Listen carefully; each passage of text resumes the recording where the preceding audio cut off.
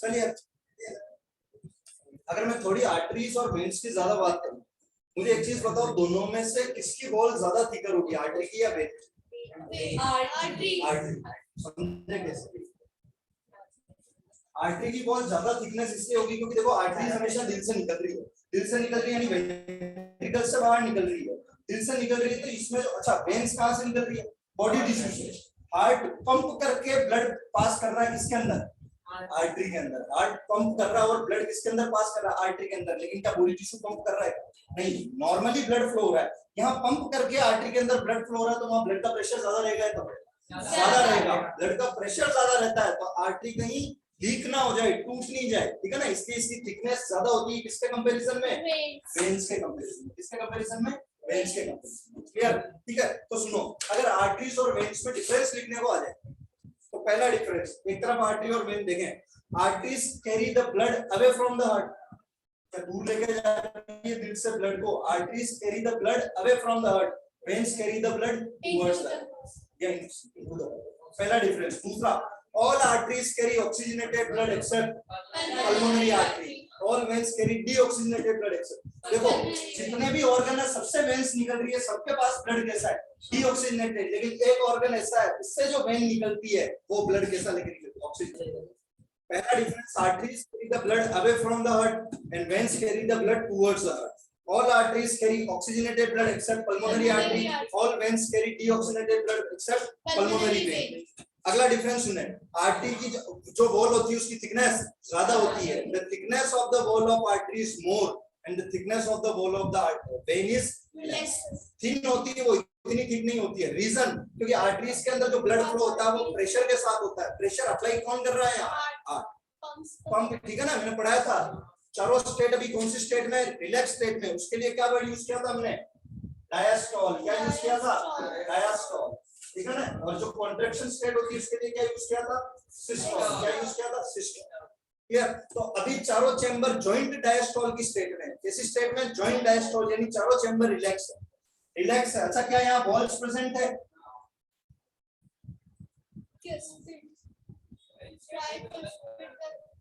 बेटा ये वो डायग्राम नहीं, वो डायग्राम मैं बनाना सिखाऊंगा। मैंने अभी क्या बोला लेक्चर के समय, चेता कहां कर रहे हैं कि ये नीचे से नहीं निकलेगी, ये सब ऊपर से निकालेंगे। वो वॉल्स नहीं है, वो तो ये सेप्टम है जो तुम ऐसा कह रहे हो ना कि सर ये बना रखे हैं ये ऐसे लंबे लंबे से, ठीक है ना। ये वॉल्स नहीं है, वॉल्स शो ही नहीं कर रखे हैं एनसीईआरटी में। एनसीईआरटी के अंदर वॉल्स शो ही नहीं कर रखे हैं, बस नाम दे रखा है कि यहाँ पे वॉल्स प्रेजेंट रहते हैं और उनका फंक्शन ये होता है कि वो बैक फ्लो को प्रिवेंट करते हैं ब्लड के, और उनके नाम एनसीईआरटी में दे ही नहीं रखे हैं और डायग्राम में कहीं भी बॉल्स बना के शो नहीं कर रहा, ठीक है ना। तो इधर कौन सा बॉल होगा बेटा?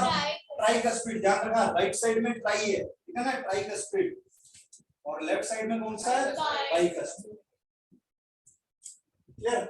अभी ये देखो चारों रिलैक्स स्टेट में जॉइंट डायस्टोल की कंडीशन है। क्या ये दोनों ब्लड से भरेंगे? जॉइंट डायस्टोल होने के बाद किसके अंदर कॉन्ट्रैक्शन होगा? आर्ट्रिया में। तो उसके लिए वर्ड क्या यूज करेंगे? Atrial systole. क्या यूज करेंगे? Atrial systole. सिस्टोल का मतलब क्या था? कॉन्ट्रैक्शन। आर्ट्रियल सिस्टोल हुआ, ब्लड कहां गया? वेंट्रिकल्स में। इसके बाद क्या होगा? Ventricular systole. वेंट्रिकुलर सिस्टोल होगा और ये ब्लड इस तरह से फ्लो होगा, ठीक है। वापस कौन सी स्टेट आ जाएगी? जॉइंट। अच्छा एक चीज सुनना, जब वेंट्रिकल का सिस्टोल हो रहा है तब इनमें ब्लड भर रहा है ऊपर से, क्योंकि जैसे ही ये कॉन्ट्रैक्ट होंगे ये वॉल्स बंद हो जाएंगे।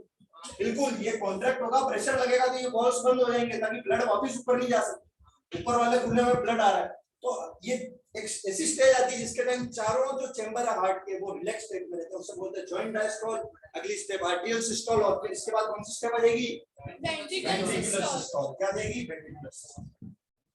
कोई दिक्कत? ठीक है, अब देखें ये सारा पढ़ लिया था, आर्टरीज और वेन्स में डिफरेंस क्लियर। अब एक चीज समझना, यहाँ से ट्यूब निकली एओर्टा, आगे जाके वो किसमें डिवाइड हुई? छोटी छोटी ब्रांचेस, जिसका नाम था आर्टरी। फॉर एग्जांपल मैं एक ऑर्गन ले लेता हूँ यहाँ पे किडनी, किडनी के अंदर आर्टरी गई, उसका नाम पड़ गया रीनल आर्टरी। क्या नाम पड़ गया? रीनल आर्टरी, ठीक है। लेकिन जैसे ही आर्टरी किसके अंदर एंटर करेगी? ऑर्गन के अंदर। किसके अंदर? ऑर्गन के अंदर। तो और छोटी छोटी ट्यूब्स में डिवाइड हो जाएगी, वो और छोटी छोटी ट्यूब्स के अंदर डिवाइड हो जाएगी और इन ट्यूब्स का नाम है कैपिलरीज। क्या नाम है इनका? ठीक है ना। जैसे कि अगर फॉर एग्जांपल ये मैं मानूं किडनी, ठीक है, यहां से कौन सी आर्टरी आई? Renal artery. हाँ, वीन शेप ही तो होता है बेटा किडनी का, दिखाएंगे जब किडनी का स्ट्रक्चर पढ़ेंगे, it is bean shape, rajma जैसा शेप होता है, ठीक है। ये आई रीनल आर्टरी, आगे जाके ये किस में डिवाइड होगी, और छोटी छोटी कैपिलरीज में। अच्छा यहाँ से क्या वेन निकलेगी, ऑर्गन से क्या निकलती है, वेन, उसका नाम क्या पड़ जाएगा, रीनल वेन, ऐसा नाम रखे जाते हैं। रीनल वर्ड यूज होता है किडनी के लिए, किसके लिए, किडनी के लिए। लंग्स के लिए पल्मोनरी, कौन सा वर्ड यूज होता है, देखो यहाँ से निकल रही है लंग्स से, नाम क्या रख दिया, पल्मोनरी वेन, लंग्स में एंटर कर रही है पल्मोनरी आर्टरी। नोट्स में सिंपैथिक आरबीसी क्या होती है, spleen, placenta, thymus, embryonic stage में आरबीसी वहां पे बनती है। अडल्ट, जब अडल्ट हो जाते हैं तो रेड बोन मेरोन में बनती है, लेकिन एम्ब्रियोनिक स्टेज जो प्रेगनेंसी का टाइम है उसमें एम्ब्रियो है, उस स्टेज में आरबीसी का फॉर्मेशन कहां होगा, बहुत सारे ऑर्गन है जैसे प्लेसेंटा, थाइमस, स्प्लीन, यहाँ थाइमस एक ग्लैंड है बेटा, यहाँ प्रेजेंट होता है, एक ऑर्गन भी और एक ग्लैंड भी है थाइमस, ठीक है। कोलेस्ट्रॉल की वजह से, वही बताएंगे, ब्लड प्रेशर आपका बताएंगे, ब्लड प्रेशर लोगों का ज्यादा क्यों होता है, कोलेस्ट्रॉल, मोटापे की वजह से, क्योंकि कोलेस्ट्रॉल जम जाता है तो उनकी आर्टरीज क्या हो जाती है बेटा, स्पेस कम हो जाता है आर्टरीज का, जैसे और ब्लड फ्लो होगा तो प्रेशर लगाएगा ब्लड।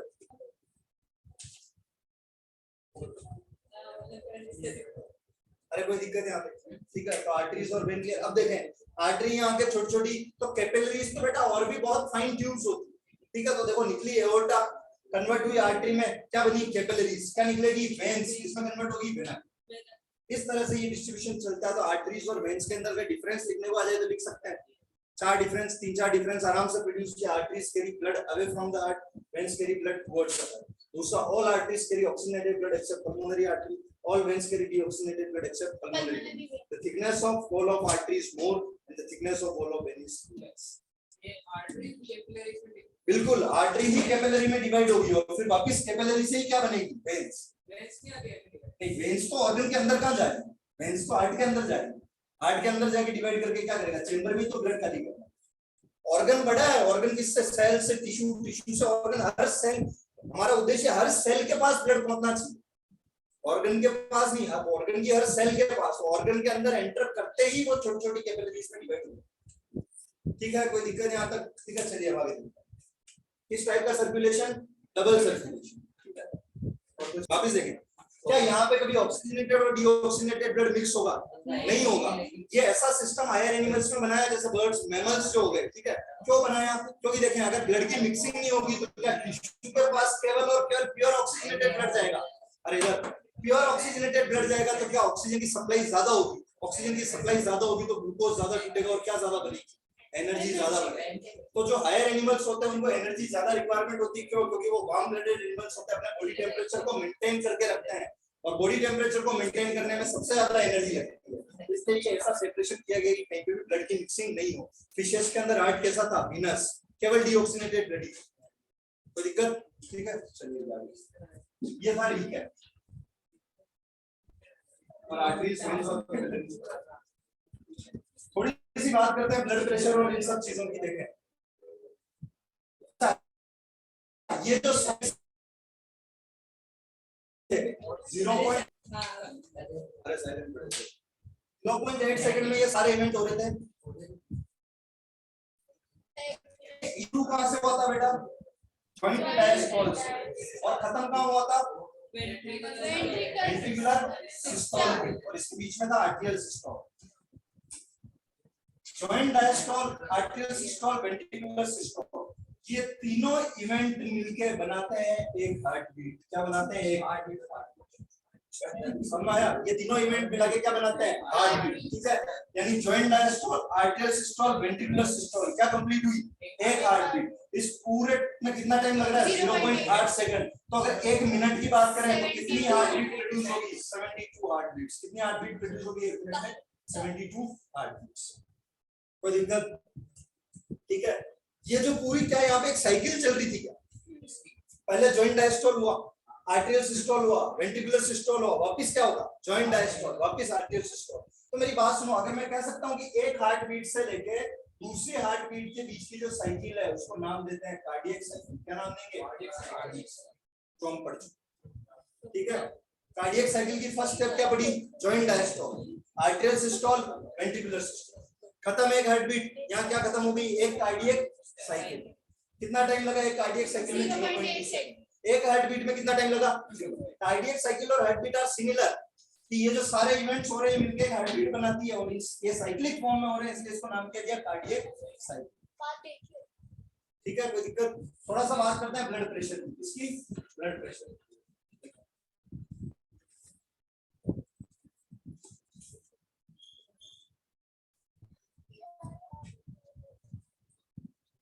जो हार्ट था वो ब्लड को पंप कर रहा था किसके अंदर?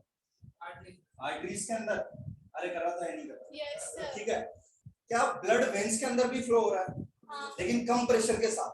आर्टरीज में ब्लड ज्यादा प्रेशर से फ्लो होता है, क्योंकि ये पंपिंग के थ्रू कॉन्ट्रैक्शन और रिलैक्सेशन। क्या हार्ट कंटीन्यूअस कॉन्ट्रैक्ट और रिलैक्स कर रहा है? बिल्कुल, सिस्टोल और डायस्टोल कंटीन्यूअसली हो रहे हैं। तो इसके अंदर जो ब्लड फ्लो होता है वो कॉन्ट्रैक्शन की वजह से होता है, और वेन्स के अंदर नॉर्मल ब्लड फ्लो होता है। मुझे एक चीज बताओ, अगर हार्ट ने कॉन्ट्रैक्ट नहीं किया, क्या आर्टरीज में ब्लड फिर भी फ्लो होगा?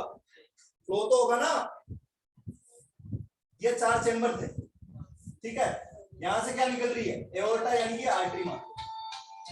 और यहां से क्या, कौन सी आर्टरी? Pulmonary. अरे यार नहीं, वेना नहीं थी वो एयरटा यार, ये पल्मोनरी आर्टरी थी। ठीक है, अब एक चीज समझना, वेंट्रिकल्स ने कांटेक्ट किया, ब्लड पास कर दिया एओर्टा में। वेंट्रिकल्स ने कांटेक्ट किया, ब्लड का पास कर दिया एओर्टा में। अब कॉन्ट्रैक्शन नहीं हो रहा है, ब्लड एओर्टा में ब्लड तो फ्लो हो रहा है। अरे जो ब्लड गया वो रुकेगा थोड़ी क्या, वो तो फ्लो होते होते। तो एओर्टा के अंदर ब्लड फ्लो हो रहा है, नहीं हो रहा है? बस वेंट्रिकल्स से कॉन्ट्रैक्ट करके ब्लड किसको दे दिया? एओर्टा को, या किसको दे दिया? पल्मोनरी आर्टरी को। अभी कॉन्ट्रैक्शन नहीं हो रहा, वापस कौन सी स्टेट आ गई? जॉइंट डायस्टोल, उसके बाद होगा आर्टेरियल सिस्टोल। लेकिन जो ब्लड गया वो तो पूरी बॉडी में सर्कुलेट करेगा ना, ट्रांसपोर्ट नहीं, ब्लड तो सर्कुलेट करेगा ना, बस ट्रांसपोर्ट। तो अब एक चीज सुना, ब्लड प्रेशर होता क्या है? क्या ब्लड आर्टरीज और वेन्स के अंदर फ्लो कर रहा है? ठीक है, हम ब्लड प्रेशर जनरली मेजर करते हैं आर्टरी के थ्रू। किसके थ्रू? आर्टरी के थ्रू। क्यों? क्योंकि आर्टरी के अंदर ब्लड का प्रेशर ज्यादा होता है, तो उसको मेजर करना थोड़ा आसान है कंपेयर टू वेन्स। कोई दिक्कत? ठीक है, अब एक चीज समझना है, ब्लड प्रेशर की अगर मैं बात करूं, the pressure exerted bye blood on the walls of artery is called as blood pressure. मेरी बात सुनो, आज एक नदी है, उसमें पानी बह रहा है, तो क्या उस नदी की वॉल पे प्रेशर लगेगा? नहीं, बिल्कुल लगेगा। 9th क्लास में पढ़ा होगा तुमने, फ्लूइड पढ़ाया वो तुमको, ग्रेविटेशन के बाद वाला टॉपिक आता है, आर्किमिडीज पढ़ा नहीं पढ़ा, कोर्स से भी हट गया था वैसे पहली बार। ठीक है, जब भी लिक्विड फ्लो करेगा एक ट्यूब के थ्रू, तो वो उस ट्यूब के वॉल्स के ऊपर क्या लगेगा? प्रेशर। यहाँ कौन सा लिक्विड फ्लो कर रहा है? ब्लड। किसके अंदर? आर्टरी के अंदर। हम सर आर्टरी क्यों लिख रहे हो? ब्लड तो सब में फ्लो कर रहा है। अरे लेकिन हम कैलकुलेट किससे करेंगे? आर्टरी से। तो the pressure exerted by blood on the walls of artery is called as blood pressure. कोई दिक्कत? ठीक है, अब इसको मेजर एक डिवाइस के थ्रू करता है बेटा, उसको बोलते हैं स्फिग्मोमेनोमीटर। क्या बोलते हैं? स्फिग्मोमेनोमीटर। क्या बोलते हैं इसको? स्फिग्मोमेनोमीटर।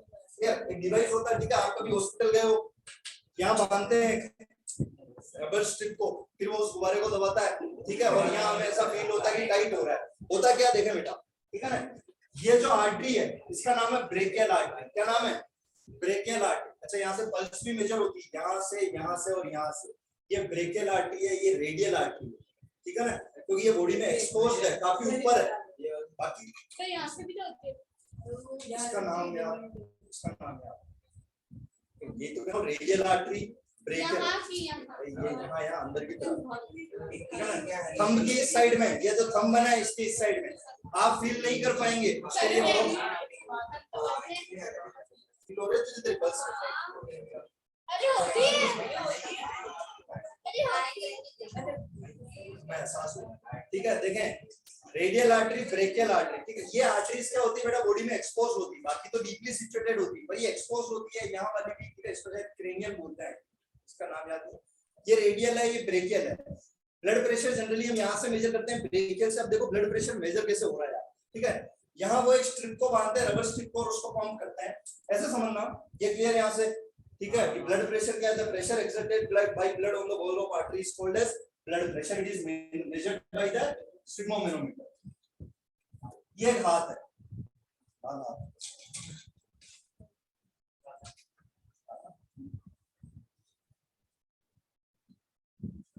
ठीक है। इसके अंदर ये क्या फ्लो हो रही है बेटा?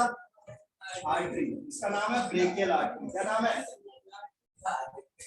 इतनी मोटी होती है अरे समझाने के लिए बता तो पतली बनाया इतना बड़ा दिल होगा क्या?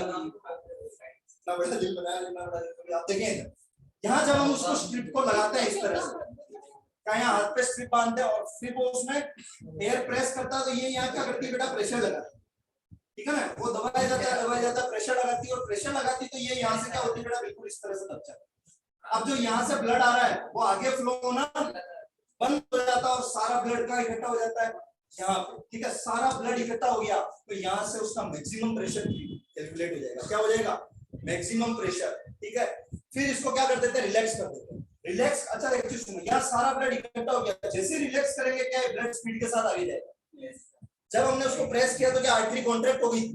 क्या ऐसा लगता है कि सिकुड़ रहा हो? क्या हो रहा है? आर्टरी कॉन्ट्रैक्ट हो रही है और ब्लड आगे फ्लो होना बंद हो गया, सारा ब्लड यही रुकेगा, ठीक है। बस अब इससे ज्यादा कॉन्ट्रैक्ट नहीं हो सकती। उसने प्रेशर देख लिया, उस टाइम क्या प्रेशर था, मर्क्यूरी की रीडिंग चलती है उसके अंदर, प्रेशर देख के अब वो इसको रिलैक्स करेगा, ब्लड धीरे धीरे फ्लो, आर्टरीज बिल्कुल रिलैक्स हो गई, तो इससे उसका क्या कैलकुलेट हो जाएगा? मिनिमम की लोवेस्ट रीडिंग क्या है। तो हाईएस्ट रीडिंग ऐसे कैलकुलेट होती है और लोवेस्ट रीडिंग ऐसे। तो हाईएस्ट रीडिंग होती है बेटा 120 mmHg। क्या होती है? 120 mmHg। और लोवेस्ट रीडिंग होती है 80 mmHg। तो कभी हॉस्पिटल जाए तो वो ऐसे लिखता है 120/80। ये क्या है? Blood pressure. 120/80 ये क्या है? Blood pressure. अरे कोई दिक्कत? ठीक है। 120 0 से 0 कटेगा नहीं रे वो ठीक कटेगा नहीं है, इसको लिखने का तरीका है 120/80। नहीं ऐसे नहीं करना, 120/80 ये क्या है बेटा? ह्यूमन का एक नॉर्मल एवरेज इंडिविजुअल का एवरेज ब्लड प्रेशर 120/80, ठीक है। अब एक चीज सुनना, यहाँ से दो तरह के प्रेशर आएंगे। एक तो आएगा सिस्टोलिक प्रेशर। क्या आएगा? Systolic pressure. और एक क्या आएगा? Diastolic pressure. इसको हमने इस तरह से समझा और इसको इस तरह से भी समझते हैं। सिस्टोलिक प्रेशर यानी वेंट्रिकल्स ने क्या किया? कॉन्ट्रैक्ट किया। मुझे एक चीज बताओ, आर्टरिया के अंदर जो आर्टरीज है उसके अंदर मैक्सिमम प्रेशर कब होगा? जब वेंट्रिकल्स ने कॉन्ट्रैक्ट करके ब्लड भेजा है तब उस टाइम क्या मैक्सिमम प्रेशर होगा। और मिनिमम प्रेशर कब होगा? जब वेंट्रिकल्स रिलैक्स स्टेट में लेकिन फिर भी ब्लड फ्लो होगा। मैंने अभी समझाया था कि ये दिल है, यहां से फॉर एग्जांपल एओर्टा गई, जैसे ही वेंट्रिकल ने कॉन्ट्रैक्ट किया उस टाइम जो ब्लड फ्लो हो रहा है, तो क्या उस ब्लड का मैक्सिमम प्रेशर होगा? जब वेंट्रिकल्स ने कॉन्ट्रैक्ट किया और उस टाइम जो ब्लड फ्लो हो रहा है आर्टरीज के अंदर, उस टाइम उसका क्या होगा? Maximum pressure. लेकिन अभी वेंट्रिकल्स कॉन्ट्रैक्ट नहीं कर रहे हैं लेकिन ब्लड तो आर्टरी के अंदर फिर भी फ्लो होगा, उस टाइम जो होगा वो उसका क्या होगा? Minimum pressure. ये मैक्सिमम और ये क्या है? मिनिमम, ठीक है। तो देखें, जब वेंट्रिकल्स कॉन्ट्रैक्ट करते हैं और उस टाइम जो प्रेशर कैलकुलेट करते हैं उस प्रेशर को क्या बोलते हैं? Systolic pressure. और जब वेंट्रिकल रिलैक्स स्टेट में होता है उस टाइम जो ब्लड का प्रेशर होता है वो होता है डायस्टोलिक। सिस्टोलिक की वैल्यू मैक्सिमम 120 और डायस्टोलिक की वैल्यू मैक्सिमम, ठीक है। एक चीज बताओ, ये हो गया सिस्टोलिक प्रेशर की, the pressure during the ventricular systole and the pressure during the ventricular diastole, यानी वेंट्रिकल सब कॉन्ट्रैक्ट कर रहे हैं और उस टाइम अगर तुमने प्रेशर निकाला तो उसको बोलते हैं सिस्टोलिक प्रेशर। और वेंट्रिकल रिलैक्स स्टेट में लेकिन आर्टरीज में ब्लड तो फिर भी फ्लो कर रहा है, उस टाइम जो निकाला उसको क्या बोले? डायस्टोलिक। कोई दिक्कत? ठीक है। एक और चीज देखी जाती है, जब कुछ अच्छे जो डॉक्टर्स होते हैं जब ब्लड प्रेशर कैलकुलेट करते हैं, ठीक है ना, तो वो स्टेथोस्कोप यूज करते हैं और उसको यहाँ प्लेस करते हैं। ब्लड प्रेशर तो कैलकुलेट हो रहा है लेकिन स्टेथोस्कोप यहाँ पे मतलब रखने से उसका रीजन सुनना, जब वो यहाँ स्टेथोस्कोप रखेंगे तो वो किसको फील कर पाएंगे? यहाँ से किसको फील? क्योंकि हार्ट बीट थी क्या? जॉइंट डायस्टोल से लेके वेंट्रिकुलर सिस्टोल का पूरा टाइम, और कितना टाइम लग रहा है इसमें? 0.8 सेकंड। तो उसको 0.8 सेकंड में सुनाई देगा। 0.8 सेकंड में एक हार्ट बीट, दो हार्ट बीट, तो वो अंदाजा लगा देता है कि हार्ट बीट सही चल रही है। तो स्टेथोस्कोप को यहाँ रख देते हैं। यहाँ रखने से रीजन क्या है? तो यहाँ देखो हमने मशीन लगा रखी है, क्लियर। अभी हमने इसको कॉन्ट्रैक्ट किया और जब रिलैक्स करेंगे तो ब्लड आराम से फ्लो होगा। ब्लड आराम से फ्लो होगा तो हमने एक तरह से यहीं पे क्या क्रिएट कर दिया? सिस्टोल की कंडीशन। अरे सारे ब्लड को यहाँ रोक रखा है, सारे ब्लड को यहाँ रोक रखा और अचानक से छोड़ेंगे उसको तो क्या वो ज्यादा प्रेशर से जाएगा? मैक्सिमम वैल्यू आएगी उसको बोलेंगे सिस्टोलिक प्रेशर, मिनिमम वैल्यू को डायस्टोलिक प्रेशर। मैक्सिमम 120 और 80, तो 120/80 एक नॉर्मल ब्लड प्रेशर होता है किसी भी ह्यूमन की। और ज्यादा हो जाए तो बता रहे हो। हाँ मेरे आए तो 120 अगर ज्यादा देर तक लगेगा तो नहीं आएगा। नहीं तो ज्यादा देर तक लगानी नहीं है, कौन लगाता ज्यादा, ऐसे कैसे लग जाता है, खेल रहा है बेटे बेटी। दिखती बात है तुमने यहाँ ब्लड को ही रोक दिया। उधर से ब्लड आएगा। हाँ यहाँ इकट्ठा हो रहा है बिल्कुल, ठीक है ना। एनसीईआरटी है किसी के पास, हाँ है ना, हाई ब्लड प्रेशर। तो वापस पढ़ेंगे ना भी हाई ब्लड प्रेशर, ठीक है। चलिए देखना इसमें एक डायग्राम, ये देखें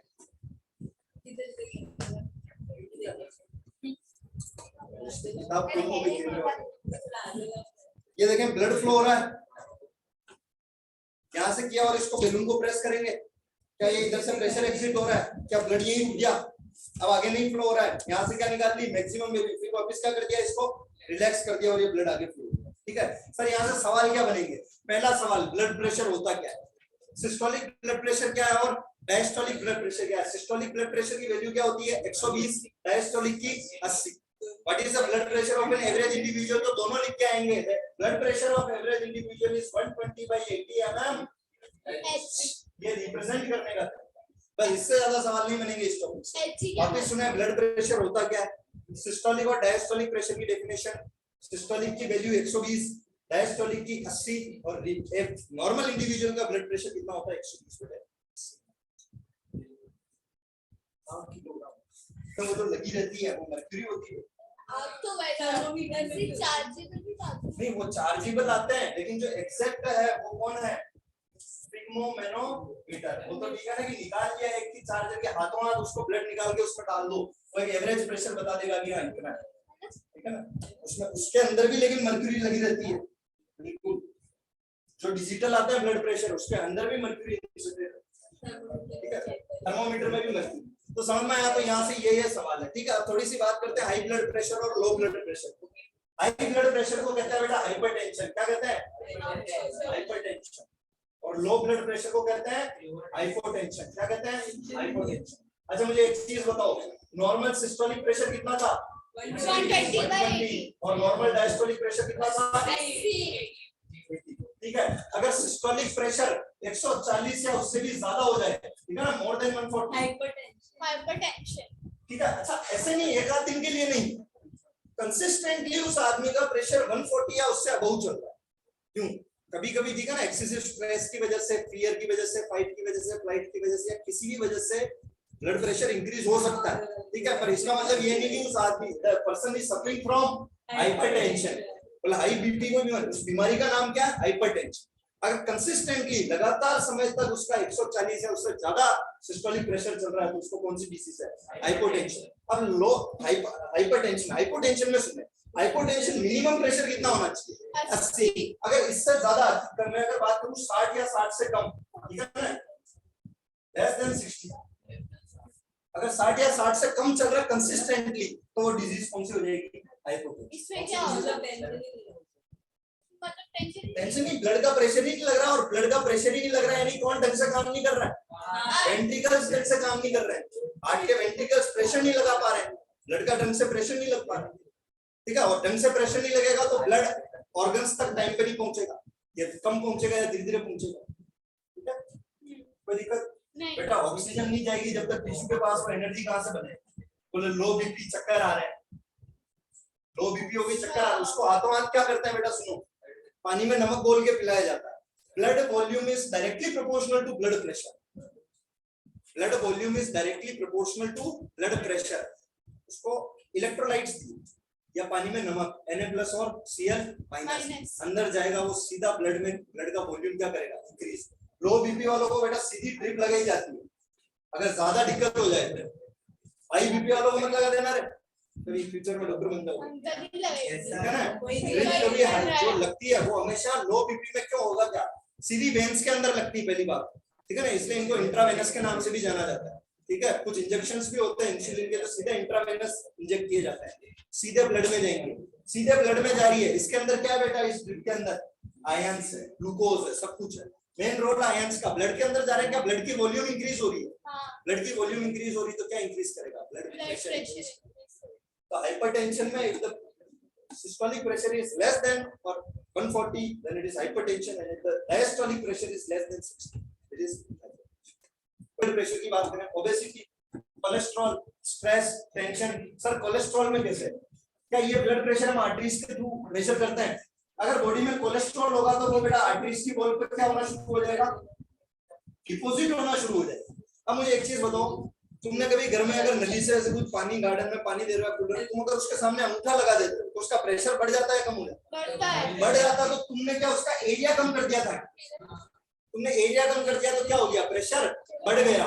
यहाँ पे क्या इसका एरिया कम, ये ट्यूब समझो, और इसके अंदर कौन डिपॉजिट हो गया, कोलेस्ट्रॉल, क्या इसका एरिया कम हो गया?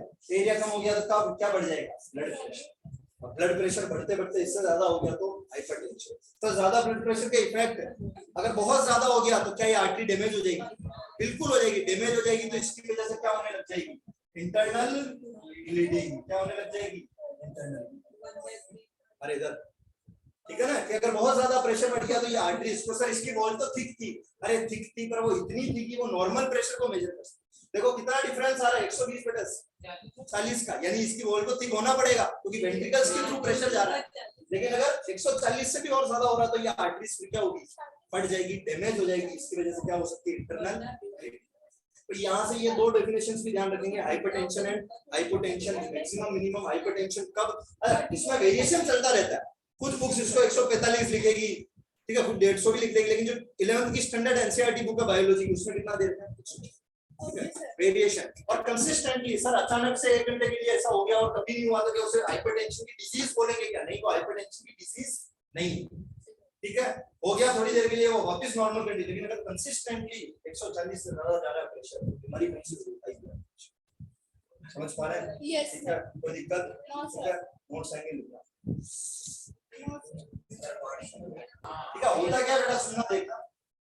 अगर इस तरीके से यहाँ पे ब्लॉकेज हो गया कोलेस्ट्रॉल का, ठीक है ना, हार्ट के यहाँ या किसी भी हार्ट से जो आर्टरी या वेन जा रही थी या आर्टरी निकल रही थी, उसमें क्या हो गया, ब्लॉकेज हो गया। तो क्या करते हैं बेटा, देखो बॉडी में कहीं से भी, जनरली ये थाइस के यहाँ से, ठीक है ना, नीचे लोअर पोर्शन से छोटी सी आर्टरी निकाल लेते हैं या वेन निकाल लेते हैं। अब देखो बाईपास नाम क्यों पड़ा, तुझे नहीं हटा सकते ना, ये क्या कर दिया अपन ने, बाईपास पास से ठीक है। ब्लड आएगा, क्या ब्लड आगे जा पा रहा है, नहीं, मत जा। तो फिर इसको हटाना, बाईपास इसलिए तो बोलते हैं, बाईपास क्रिएट कर दिया। करना क्यों, वो कोलेस्ट्रॉल का अगर इसको नहीं हटा पाते हैं कुछ सर्कमस्टांसेस की वजह से, ठीक है ना, या फिर बिल्कुल यहाँ कुछ ऐसा हो चुका है जो नहीं रिमूव हो सकता, तो उसको क्या कहते हैं, बाईपास। अरे यहाँ से तो आर्टरी निकाल रहे हैं, हार्ट से आर्टरी निकल रही थी, वहां अगर कुछ हो गया। इस टॉपिक में क्या क्या ध्यान रखेंगे,